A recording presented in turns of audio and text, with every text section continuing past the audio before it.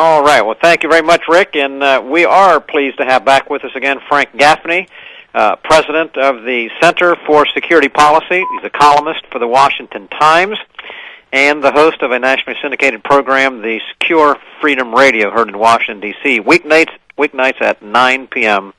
on 1260 a.m. on the dial. Frank, welcome back with us to the Conservative Commander Radio Show. Thanks. Great to be back with you guys.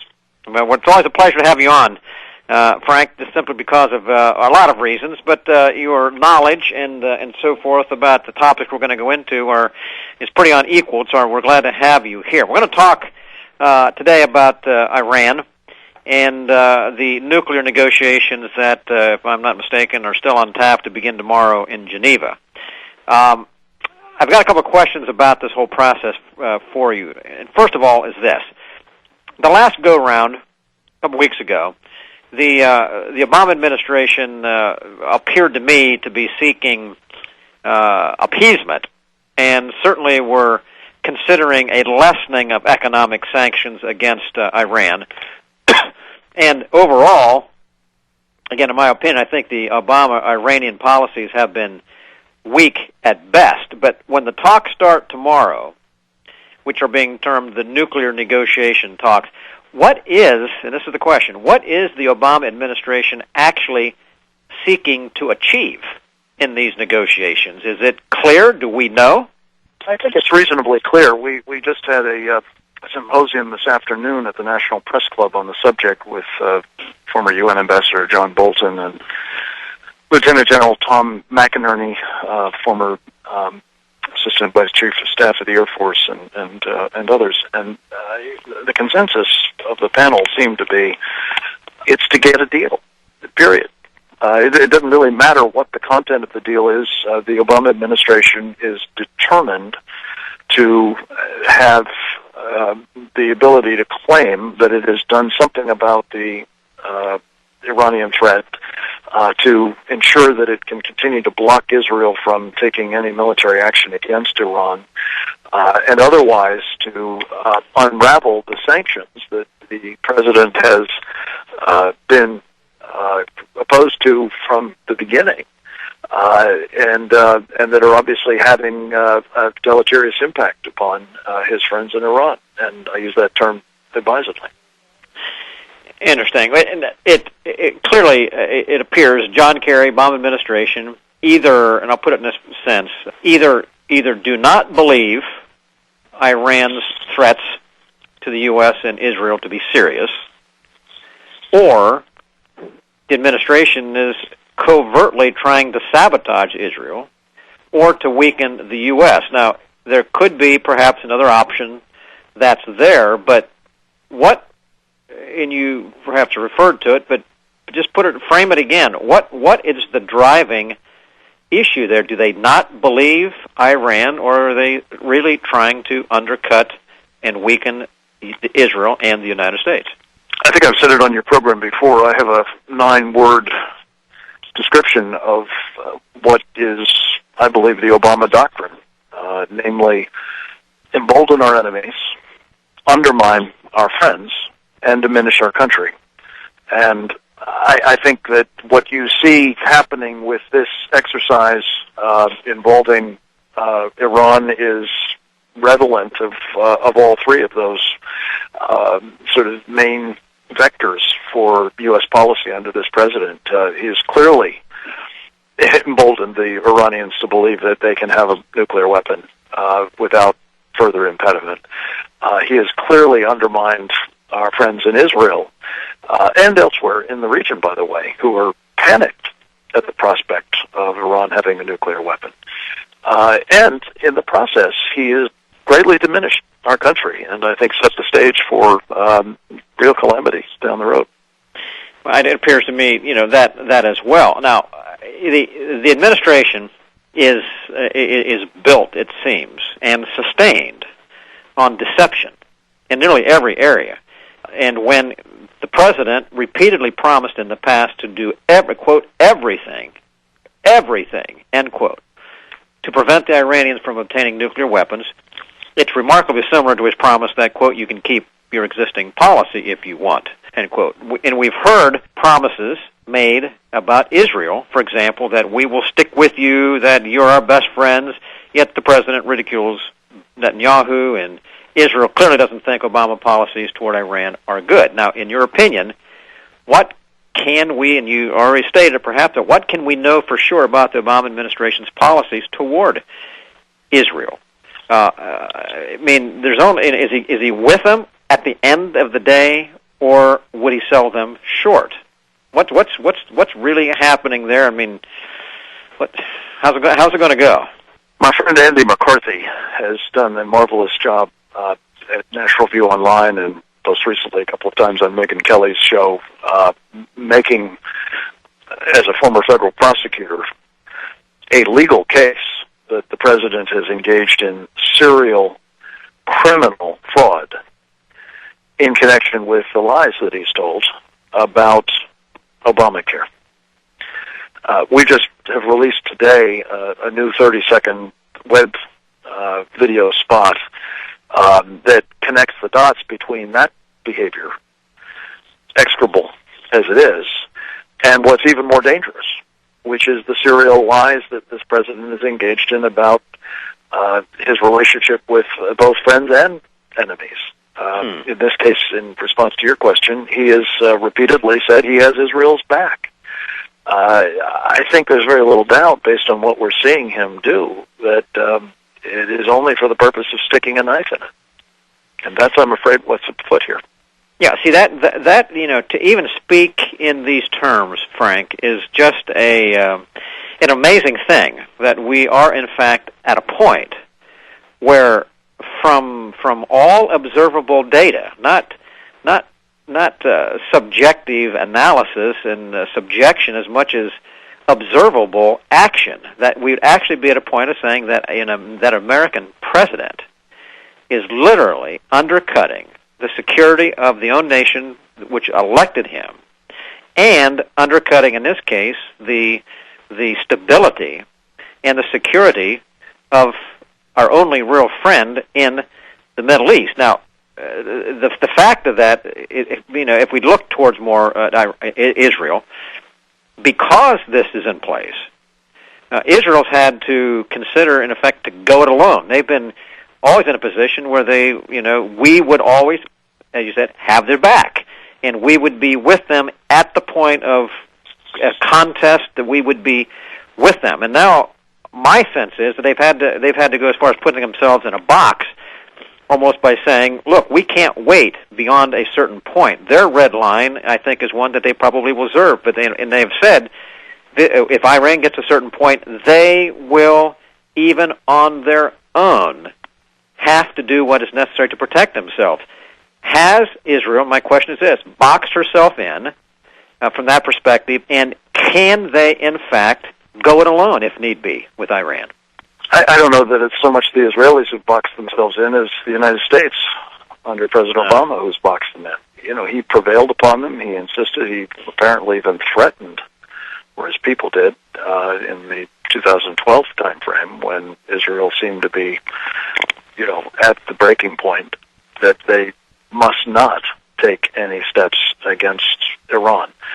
And in part, as you say, it's been a box that they were ushered into with the promises, again, the fraudulent promises, that the United States would be at their side and support them and take steps as is necessary to prevent Iran from getting the bomb. And the truth of the matter was, at the time, I believed that was a fraud.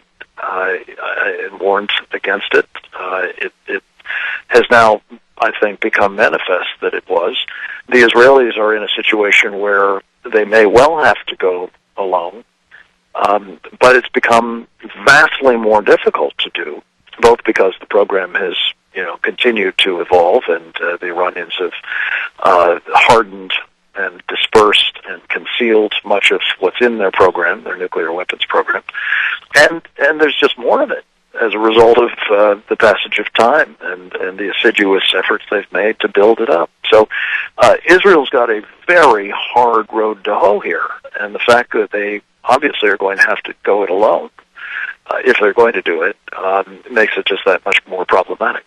It does make it problematic because every country over there is on pins and needles because of this. So we really are not just making life difficult for Israel, making life difficult for everyone there. Now, we have just about a minute before we go to the break here, Frank, but I do want to ask you this question in conjunction with that. Whether or not they go alone, Israel, that is, and they have to move forward in regard to their security, how much longer can they actually wait because of where Iran is?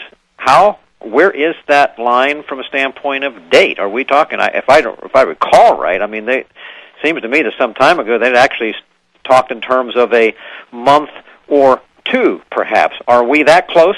It depends on who you talk to. I'm not sure that anybody outside of the regime itself really knows where their program is. I have both the view that there's more to it than we're aware of. More centrifuges spinning, more concealed underground hardened facilities in which weapons fabrication could be taking place, more and Frank, I'm going to interrupt you right here. We have to turn away from the break. Hold that. I want to come back with exactly where we think Iran is and come back on this question on the other side of the break. Folks, you're listening to the Conservative Commander Radio Show with Frank Gaffney, President of the Center for Security Policy, Sam Rohrer and Rick Trader. Stay with us, and we'll be right back.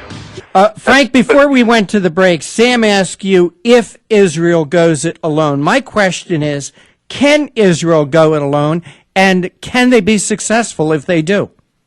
Well, that's the multi-trillion-dollar question, I guess. I think they may have no choice if they are to try to contend with this threat. They may feel as though doing what they can, even if it's not perfect, is better than simply allowing the existential peril that they're facing to metastasize further. Mm-hmm. But my own sense of it is that the Israelis would be hard-pressed to do much more than to disrupt the program, not to destroy it. Increasingly, in fact, one of the panelists, as I mentioned on our program this afternoon, was a former high-ranking general officer in the United States Air Force, and his view was that we could probably manage the job today, but another couple of years at the rate that Obama is destroying the United States military, and even our capacity to do much against this threat would be considerably reduced. Frank, as you know, this Friday is the 50th anniversary of the assassination of John F. Kennedy. And I was wondering if you could draw some parallels between the Cuban Missile Crisis and this Iranian missile crisis. And is Barack Obama capable of learning any lessons from what JFK went through? Interestingly enough, that was an important subtext of the conversation we were having this afternoon, given that it is the eve of the anniversary of his assassination. A couple of things were noted by Ambassador Bolton and General McInerney and Claire Lopez, one of my colleagues at the Center for Security Policy, and Mort Klein, you probably know from the Zionist Organization of America. And that was one that Khrushchev took away from an encounter that he had with Kennedy in Vienna, the perception that the guy was weak, could be rolled. And that apparently impelled Khrushchev to believe that he could, with impunity, put missiles in Cuba. In other words, of relevance to today's topic, an American president who exhibits or is perceived to exhibit weakness is likely to beget trouble. In contrast with how President Obama has responded to date to this crisis, Kennedy, when it confronted him, the Cubans hosting Soviet missiles on their territory, responded very forcefully and was at the point of going to war over the threat that was being put into Cuba. Now, there's some question, as was noted by several of our speakers, that Kennedy, gave the Russians a kind of face-saving deal by getting rid of Turkish-based U.S. missiles, something that was not acknowledged at the time. But still, it was widely seen as a climb down by Khrushchev in the face of Kennedy responding in a very robust way. There's no sign that President Obama is going to do that in the present circumstance, and I'm afraid that the outcome is likely to be very bad for us. Frank, I'm going to get back in here now. I think that's a good series of questions because it brings us up to the issue, and I want to go there next, is, to what extent is Iran really in a position to threaten now? I mean, I've seen timetables, I've seen estimates. They've ebbed and they have flowed. 6 months, a year, 2 years. They kind of seem to come and go depending upon the circumstances at the moment. In order to, perhaps to avoid a climax in a showdown, we just move the date a little bit more and say we've got more time. But the Iranian leaders, these new ones in particular, the moderate, supposedly moderate president, them and some generals have been mocking the West, mocking the U.S. and others from the standpoint of how they are pulling the wool over our eyes and flat. I mean, they're saying they're lying to us and that they are actually way ahead. Now, that could be propaganda or that could be, in fact, real. But certainly they're mocking us. Where do we really, truly believe, where do you believe Iran actually is? Are they hardened? Do they have something in hand today? I think it's the best guess. I was saying before the break that, outside of the Iranian regime itself, I don't think anybody knows for sure, but I think it's the best guess that the Iranians are very close. If they don't actually have some kind of nuclear weapons capability, perhaps something they bought or something they've fabricated with help from the North Koreans, maybe relatively crude, but probably workable. My guess is that it's a matter of weeks, certainly not years, maybe months, but not much more time. Remember, but see Frank, that is extraordinarily significant, which that's in keeping with what Israel has said, but that's also in keeping with you got a showdown. These are perilous things here that our president's playing around with. If they have it within weeks or whatever, do you think when they threaten to use it, will they, or is that just talk?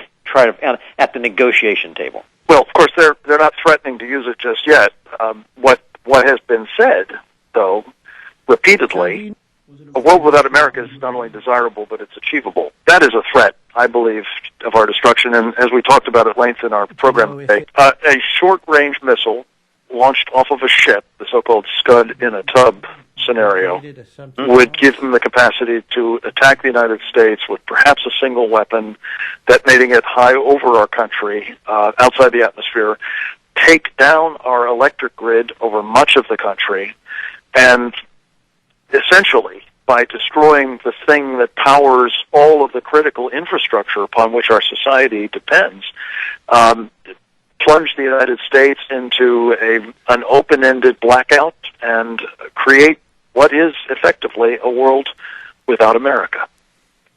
And that is hard to imagine, and what it would do to the shining city on the hill if something of that type should take place. So we're talking about something very, very serious. And Frank, I want to thank you for your tenacity and for your forthrightness in helping to bring these things forward clearly, as it is a major concern for all of us. I want you to give our listeners again here as we wrap this up where can they go to follow both these things and other things that you are writing, because we do want to keep what you're putting forth in front of our listeners.